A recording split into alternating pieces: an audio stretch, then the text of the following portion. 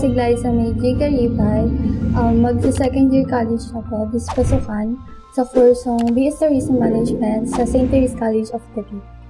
Ang pangalan po ng aking magulang ay si Lydia Garibay at ang kanyang trabaho po ay street sweeper and nagsa-silent po siya sa paglalaba minsan. Ang nanay ko po ay member ng Life Bank at 13 years mahigit na po siya member ng Life Bank.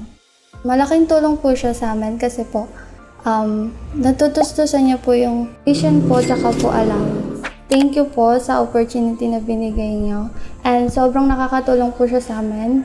Nabawasan po yung paghihirap ni mama sa akin. Sa mga kapwa scholar ko po, huwag niyo po sasayangin yung opportunity na binigay sa inyo dahil hindi po lahat ay nabibigyan ng gantong opportunity at galingan niyo po sa school. Ako po ay proud Life Bank Scholars.